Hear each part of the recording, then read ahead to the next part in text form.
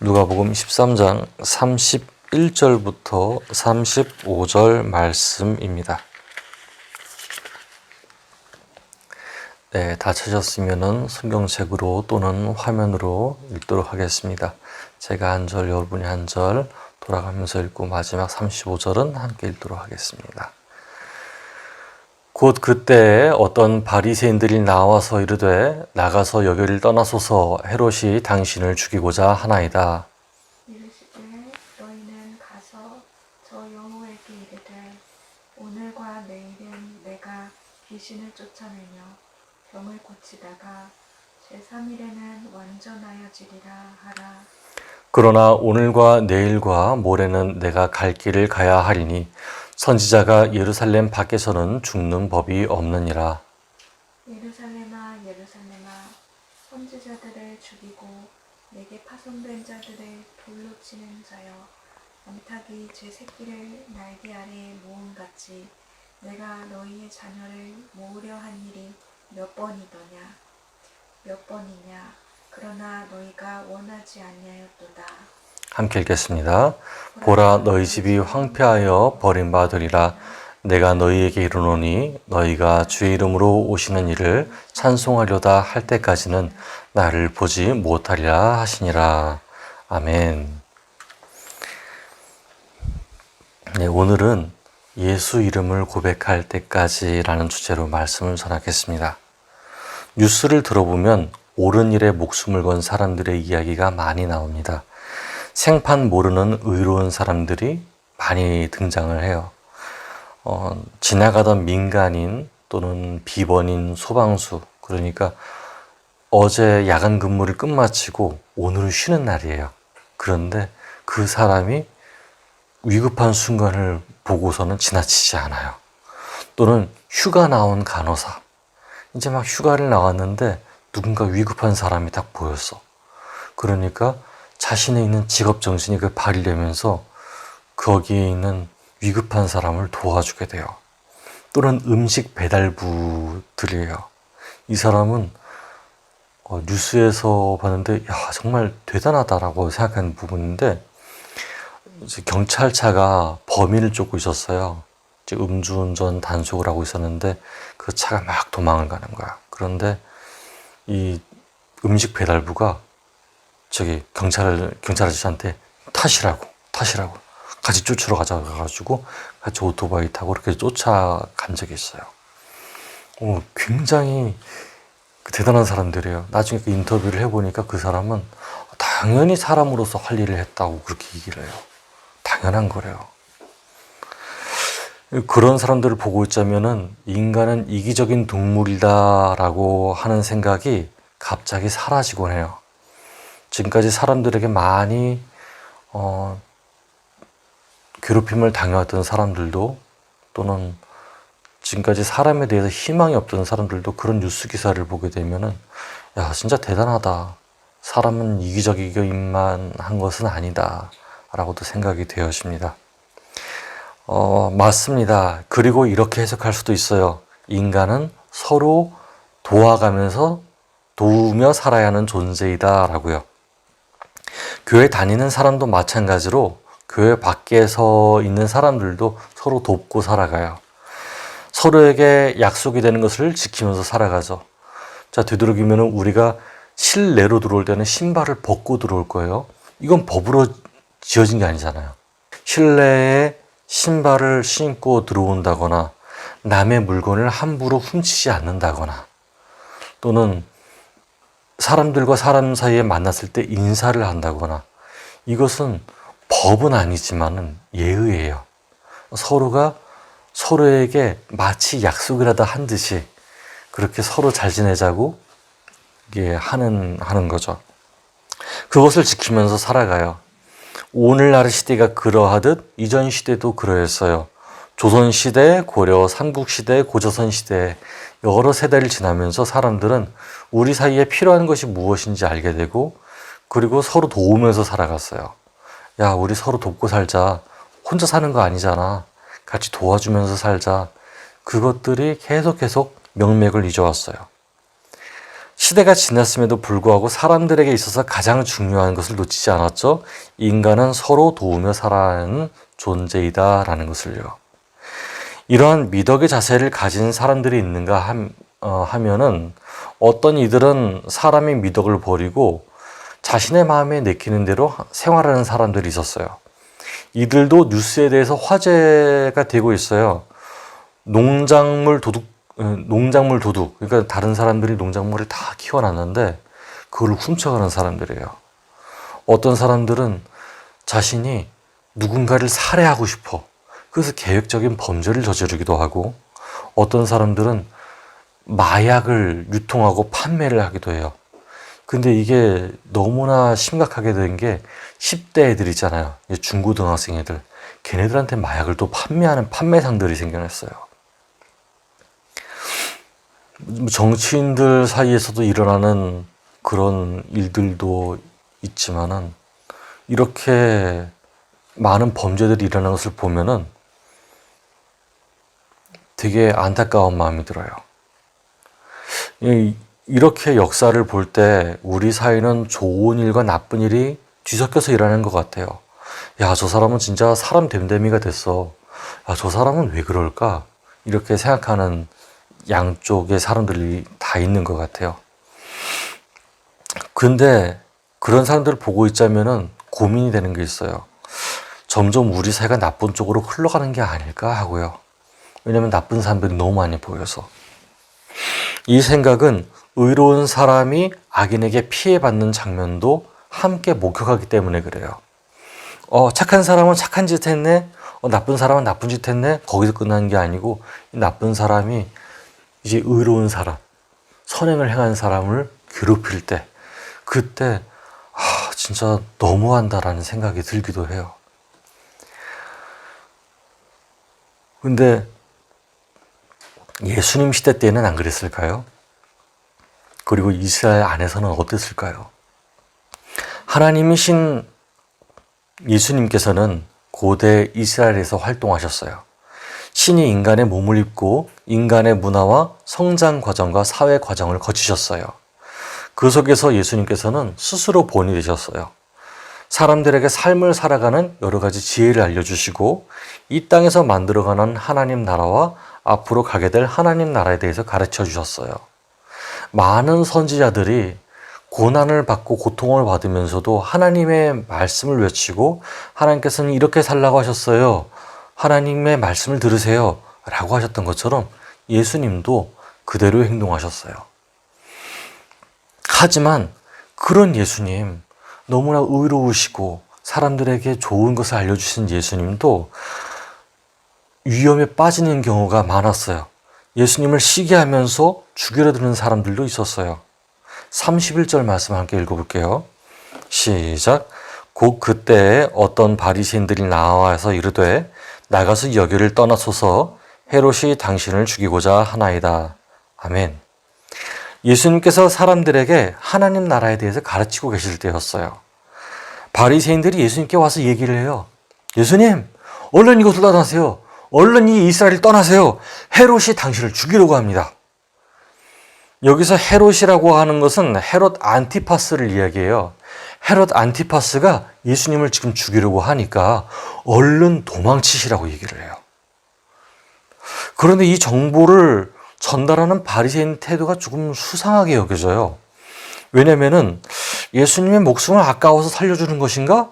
아니면 헤롯의 말을 빌어서 예수님을 이스라엘에서 쫓아낼 생각인가? 되게 수상해져요. 왜냐면 지금까지 바리새인들은 예수님을 대적했어요. 예수님이 하신 말씀을 듣지 않았어요. 자기 뜻이 하나님의 뜻보다 더 중요했어요. 그래서 예수님을 어떻게든지 간에 자기네들 사는 자리에서 몰아내고 싶어 했어요. 근데 이 사람들이 이렇게 얘기를 하니까 좀 수상해져요. 자세한 내막은 알 수 없지만 짐작할 수 있는 것은 있어요. 첫째, 헤롯 안티파스가 자신보다 인기가 많은 예수님을 시기한 거예요. 헤롯 안티파스는 사실 유대인들에게 인기가 없었어요. 헤롯 안티파스는 유대인들에게 인기를 얻기 위해서 여러 가지 일들을 되게 많이 했어요. 그런데 그런 자기보다 예수님이 훨씬 더 유명해진 거예요. 훨씬 더 메시아, 다윗의 자손 이렇게 불리고 다니는 거예요. 얼마나 미웠겠어요. 그래서 예수님을 어떻게든 간에 죽이려고 했을 수도 있겠어요. 둘째, 예수님과 직접적인 연관이 없더라도 헤롯 안티파스가 영향력 있는 바리새인들에게 잘 보이기 위해서, 왜? 바리새인들에게 잘 보이게 되면은 자신이 유명해지고 자기가 다윗의 자손이 아니라고 하더라도 내가 왕으로서 떳떳할 수 있으니까, 조금 자신감 있을 수 있으니까 바리새인대로 손잡고 예수님을 해치려고 하는 거였어요. 이렇게 볼 수 있었어요. 그러나 예수님은 도망칠 마음이 없었어요. 왜? 두 가지 이유가 있거든요. 첫째, 예수님의 헤롯을 피해서 도망간다면 예수님도 권력에 어쩔 수 없이 굴복하는 사람이 돼요. 예수님이 하나님보다 두려워하시는 것이 있다고 하는 결론이 나버리죠. 둘째, 바리새인들이 예수님을 보호하려는 의지로 보아도 예수님은 그런 의지를 원하지 않았어요. 누군가 해치려고 한다 하더라도 하나님의 때가 아니면 누구도 자기 자신을 해칠 수 없다는 것을 아셨어요. 그래서 예수님은 도망칠 마음이 눈꼽만큼도 없으셨어요. 그래서 예수님은 담대히 그리고 담담하게 말씀을 하세요. 32절 말씀 함께 읽어볼게요. 시작. 이르시되 너희는 가서 저 여우에게 이르되 오늘과 내일은 내가 귀신을 쫓아내며 병을 고치다가 제3일에는 완전하여 지리라 하라. 아멘. 예수님은 헤롯 안티파스가 아무리 강력한 통치권을 가졌다고 한들 그의 지위나 권력에 상관하지 않으셨어요. 오히려 헤롯 안티파스를 여우라고 하시면서 지적을 하셨어요. 자신의 자존심을 위해 의로운 세례 요한을 죽이고 자신의 권력을 위해 바리새인들과 손을 잡았기 때문이었죠. 맞아요. 그런 헤롯 안티파스는 여우와 같은 교활한 인물이었어요. 하지만 개가 짖어도 열차는 달린다고 했던가요? 예수님께서는 자신의 죽음과 부활이 하나님으로부터 정해져 있음을 알고 오늘의 일을 하겠다고 하세요. 오늘의 삶을 살겠다고 하세요. 이렇게 생각할 수 있어요. 아, 부활이 있으니 죽음이 두렵지 않은 거 아니신가? 라고요. 그런데 여러분, 예수님은 자신이 어떤 죽음을 죽을지 아셨잖아요. 기왕 죽고 부활한다면 십자가에 달려서 고통스럽게 죽을 것이 더 나을까요? 아니면은 그냥 세례 요한처럼 단칼에 죽는 것이 나을까요? 저는 아마 후자를 선택하겠어요. 이왕 죽는 거면 고통 없이 죽고 싶은 마음이 들겠어요. 하지만 예수님은 그럼에도 불구하고 십자가 사형을 선택하셨어요. 내가 지금 편하게 죽는다고 하는 거 내가 선택하지 않겠다. 왜? 하나님의 뜻은 편하게 죽는 것이 목적이 아니고 하나님의 영광을 드러내기 위한 것이 목적이기 때문에 라는 생각을 하셨어요. 그래서 이와 같이 말씀하십니다. 33절 같이 읽어볼게요. 시작. 그러나 오늘과 내일과 모레는 내가 갈 길을 가야 하리니 선지자가 예루살렘 밖에서는 죽는 법이 없느니라. 아멘. 헤롯의 칼에 죽지 않는 것은 첫째, 삶과 죽음을 관장하는 것이 헤롯이 아닌 하나님이라는 것을 얘기하신 거예요. 둘째, 죽음처럼 중요한 자신의 사명을 완수하기 위함이셨어요. 여러분, 예수님께서는 죽음과 삶을 살아내는 것이 동일한 목적이셨어요. 현재를 도망치지 않고 맞닥뜨리며 사명으로 온전히 살아내는 것도 죽음을 맞이하는 것도 동일한 책임이라 여기셨어요.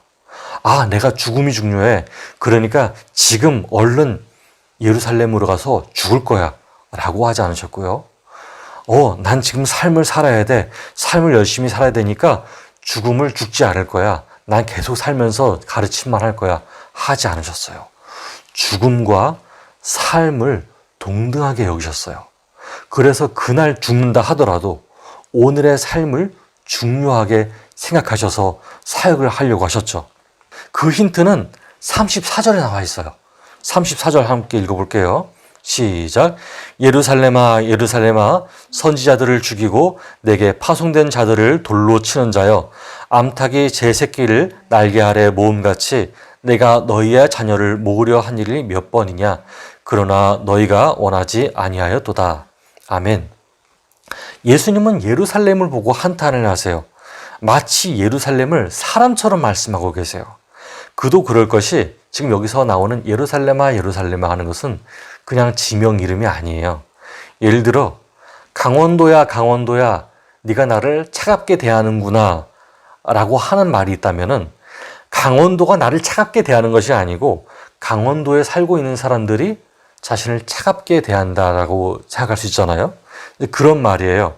이 말처럼 예루살렘은 이스라엘에서 부정부패로 권세를 누리고 있는 바리새인들과 사두개인들을 의미해요. 그러니까 예루살렘아 예루살렘아라고 하는 것은 예루살렘에 있는 이 권력자들아라고 하는 이야기예요. 예루살렘에 있는 사람들이 자랑하고 다니는 사람들아라고 하는 이야기예요.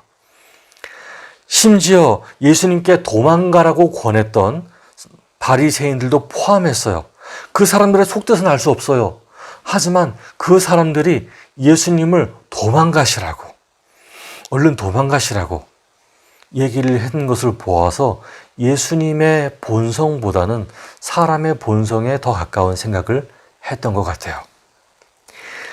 예수님은 십자가에서 돌아가시기 전에 암탉이 병아리를 날개 아래 모음같이 이스라엘 백성들을 품으시기 원하셨어요. 너희 내 자녀야, 너희는 내 백성이야 하면서 품으시기 원하셨어요. 되도록 이스라엘 온 땅이 예수님의 천국 복음을 들을 수 있도록 하신 거였어요. 선지자들이 많은 핍박과 고난을 받았음에도 불구하고 이스라엘 사람들을 계속 격려하면서 하나님 말씀을 전했던 것처럼 예수님도 그렇게 우리 자녀, 우리 백성들을 어떻게든 간에 다시 돌보려고 노력을 했었어요. 그 말씀, 예수님께서 전하는 말씀이 이와 같아요. 마가복음 1장 15절인데 제가 한번 읽어볼게요. 이르시되 때가 찼고 하나님 나라가 가까이 왔으니 회개하고 복음을 믿으라 라고 말씀하셨어요. 예수님께서는 이스라엘의 잃어버린 양들, 그리고 앞으로 나아가서는 많은 해외에 있는 사람들, 그 사람들을 위해서 예수님께서는 외치시고 가르치셨어요. 이 마가복음 1장 15절을 풀어보면 이 말과 같아요. 하나님의 나라가 가까이 왔다. 죄의 길에서 헛된 가르침에서 돌이켜라. 장로들의 전통과 율법의 본래 의미에서 벗어난 가르침에서 벗어나라. 너희들을 잊지 않고 여전히 생명의 길로 인도하시는 하나님을 믿으라 라는 말씀이셨어요. 다만 예루살렘, 즉 이스라엘의 권력자들은 돌이키지 않았어요. 예수님은 아마 한두 번 말씀하지 않으셨을 거예요. 왜냐하면 실질적으로 가신 것 외에 사람들이 예수님의 가르침을 들었을 테니까요. 사람들이 소문으로 예수님의 가르침을 전해 듣고서 내가 잘못했구나 라고 깨달았으면 좋았는데, 예수님을 직접 보고서도, 예수님의 기적을 체험하고서도, 예수님의 가르침을 두 눈으로 보고서도 마음에 찔림이 있거나 돌이킴이 있지 않았어요. 그리고 예수님을 죽이겠다고 협박하고 있어요. 예수님께서는 안타까우시지 않으셨을까요? 놀라운 사실이 하나 있어요. 예수님은 이스라엘 사람들이 듣기에 철학적이고 모를 만한 이야기를 하신 게 한 번도 없으셨어요. 아니, 제자들이 좀 어렵다라고 하신 이야기는 있어요. 자신의 죽음에 대해서 이야기하실 때는 좀 어렵다고 얘기하셨어요. 그런데 예수님의 하신 말씀 중 대부분은 사람들이 이해 못할 것은 없었어요. 이상한데 비유를 들어도 모를 이야기를 하신 게 아니셨어요. 다만 오늘날 성경을 보는 우리들이 이스라엘 문화를 잘 모르기 때문에 그것이 가까운 줄을 모르기 때문이에요. 이스라엘에서 얘기하는 문화, 예를 들어서 우리는 목 빠지게 기다렸다, 눈알이 빠지게 기다렸다 라고 얘기를 하잖아요. 다른 외국 사람들이 들었게 되면 눈알이 빠졌어? 목이 빠졌어? 라고 생각하잖아요. 우리는 간절히 기다렸다는 표현을 그렇게 하고, 간절히 너를 보고 싶었다라고 하는 표현을 눈이 빠지게 기다렸다, 목 빠지게 기다렸다라고 얘기를 하잖아요. 그것처럼 이스라엘 언어도 이스라엘 문화로 해석이 돼야 돼요. 성경이 이스라엘 문화로 해석될 때 사람들은 그렇게 쉬운 말이었어? 그렇게 가까운 이야기였어? 그렇게 알게 돼요. 그럼에도 불구하고 예수님께서 쉽게 설명했음에도 불구하고 돌이키지 않는다는 것은 고집을 부린다는 의미와 다를 바 없었어요. 하나님이 창조하신 인간의 도리를 철저히 거부한다는 말이었어요. 남을 위한 마음 없이 이기적인 마음으로만 사는 사람들을 하나님께서는 질책하셨지만은 그들은 돌아올 생각을 안 하는 거예요. 이런 이들은 어떻게 될까요? 예수님은 예루살렘을 향해 어떻게 이야기하실까요? 35절을 함께 읽어보겠습니다. 시작. 보라, 너희 집이 황폐하여 버림받으리라. 내가 너희에게 이르노니 너희가 주의 이름으로 오시는 이를 찬송하리로다 할 때까지는 나를 보지 못하리라 하시니라. 아멘. 예루살렘은 예수님으로부터 수치스러운 멸망을 당할 것이라고 예언을 받아요. 역사적으로도 그렇게 돼요. 예루살렘은 멸망하고 맙니다. 예수님의 이 예언은 굉장히 의미심장해요. 왜냐하면 멸망이 끝이 아니거든요. 예수님을 다시 볼 때가 생긴대요. 어느 때일까요? 돌이키지 않은 사람들의 입에서 주의 이름으로 오시는 이를 찬송하리로다라는 고백이 나올 때예요. 바로 예수님의 말씀을 되새기고 그 말씀대로 행하는 사람들에게 오는 축복이에요. 오늘 믿지 않아도, 오늘 예수님을 부인해도, 오늘 예수님을 나의 구주라고 영접하지 못해도 어느 날 예수님의 말씀이 내 안에 느껴지고 내 안에 생각되어질 때 예수님께서는 자신을 본 것이라고 얘기를 하세요. 어쩌면 사두개인들과 바리새인들이 믿지 못하는 것이 보지 못한다라고 얘기하는 것 같아요. 사도행전의 기록대로 제자들은 부활한 예수님을 목격했어요. 부활하신 예수님을 만났어요. 부활하신 예수님과 같이 빵도 먹고 고기도 먹고 마실 것도 마셨어요. 예수님은 돌아가셨었지만은 다시 부활하셨고 예수님의 죽음을 목격했지만은 부활한 예수님을 목격했던 이유, 제자들이 목격했던 이유, 그것은 예수님의 말씀이 그들 안에 있었고 그들이 예수님을 진짜 구세주로 받아들였기 때문이었어요. 바리새인들 중에 바리새인이라는 사도 바울도 다메섹 길목에서 예수님을 만났고 그 이후에 예수님의 영을 보았다고 성경은 기록하고 있어요. 여러분, 오늘날 우리들은 어떤가요? 예수님을 보신 적 있으신가요? 저는 어떨까요? 예수님 본 적 있을까요? 아니, 없어요. 한 번도 못 봤어요. 예수님이 어떻게 생겼는지 몰라요. 그냥 만화나 아니면 누군가가 그림을 그려서 이게 예수님이 현상이야 라고 얘기를 해서 그분이 예수님인가 보다 라고 생각을 하지 예수님을 실질적으로 한 번도 본 적이 없어요. 영으로도 본 적이 없고 꿈으로도 본 적이 없어요. 예수님 직접 나타나셔서 나 예수님이야 라고 얘기한 적도 없어요. 전도사로 있은 지 10년이 지났지만 한 번도 뵌 적이 없어요. 그러나 그 말씀이 제 안에 있고 제 삶을 움직인다는 것을 알아요. 성경은 예수님을 보지 못하여도 믿는 자는 더 복되다고 이야기를 해요. 예수께서 이르시되 너는 나를 본고로 믿느냐? 보지 못하고 믿는 자들은 복되도다 하시니라. 아멘. 요한복음 20장 29절에 이렇게 기록되어 있어요. 여러분, 예수님을 구세주로 믿으세요? 보지 않고 믿으세요? 네. 그러면 어쩌면 우리는 예수님을 본 것이 아닐까요? 사두개인들이 예수님을 보지 못했다라고 하는 것은 그 이후에는 승천하셨잖아요. 만날 수가 없잖아. 보지 못했다고 하는 것은 예수님을 믿느냐 안 믿느냐를 말했던 것이 아닌가 생각이 돼요. 우리나라에서도 살다 보면 보통 사람들도 사두개인과 바리새인의 시대처럼 사람답게 사는 마음을 잘 지켜내기가 어려운 때가 있을 거예요.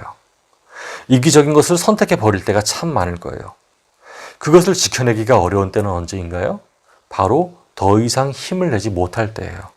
다시 말해 지친 육체가 쉬지도 못하고 지쳐버린 마음이 위로받지도 못하고 그리고 더 나아가서 자신이 하고 있는 일들이 보상받지 못한다고 느껴질 때 이때 우리가 마음을 지켜내기 굉장히 어려워져요. 더 이상 내 용기를 여기 안에 있는 의지를 발휘할 수 있는 힘이 생겨나지 않아요.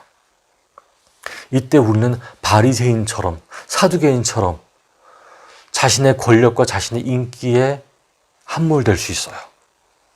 예수님이 말씀하셔도 그 때문에 사두개인처럼 바리새인처럼 예수님 나 몰라요.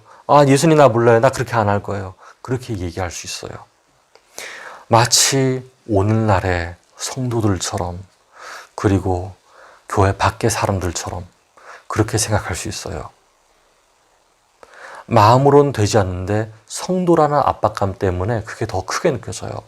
나 하긴 해야 되는데 나 바리새인과 사두개인처럼 하지는 말아야겠는데 왜 이렇게 마음이 약할까? 저는 어떨까요? 그런 압박감에서 자유로울까요? 아닙니다.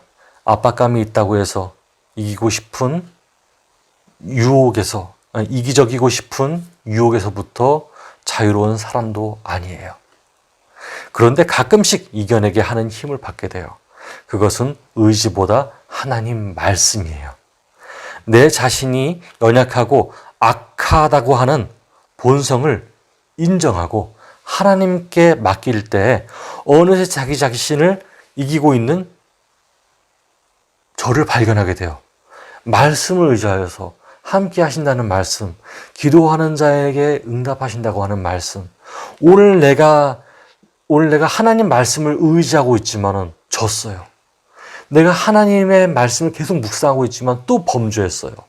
이것은 하나님 말씀에 어떻게 보면은 힘이 없다는 것이 아니고 그만큼 내 의지가 강하기 때문에 훨씬 더 많이 하나님 안에서 자기 자신을 인정하고 하나님께 맡긴다고 하는 것이 더욱더 중요하게 되는 것 같아요.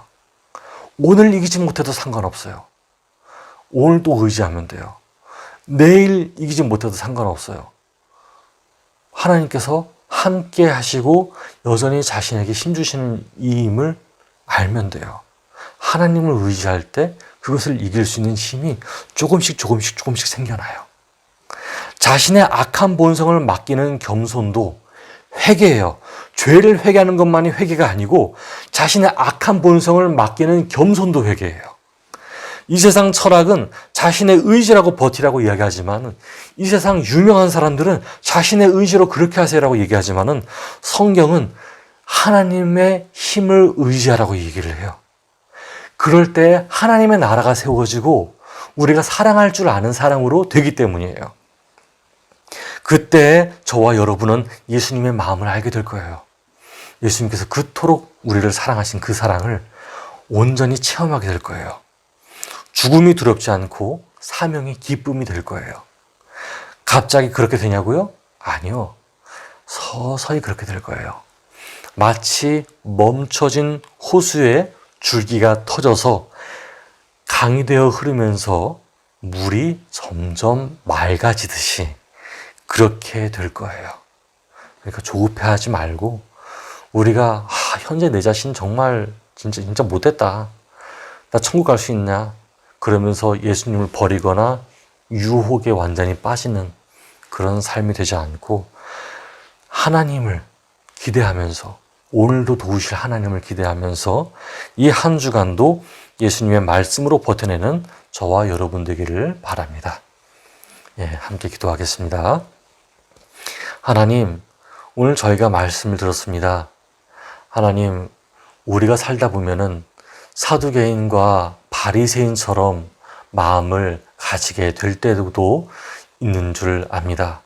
자기의 이기적인 마음, 예수님의 마음을 듣지 않으려는 생각, 하나님 사랑, 이웃 사랑을 실천하기보다는 자신의 생각대로 다른 사람에게 피해 주기를 서슴없이 하는 자기 자신이 있지 않을까 생각이 됩니다.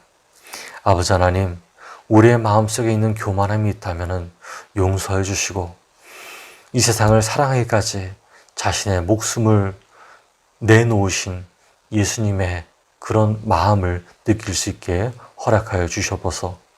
현재 우리는 연약합니다. 현재 우리는 완악합니다. 매일마다 쓰러지고 매일마다 범죄하면서 하나님께 과연 구원을 얻을 수 있을까? 이런 나도 과연 천국할 수 있을까 염려하면서 때로는 죄에 대해서 포기하기도 합니다.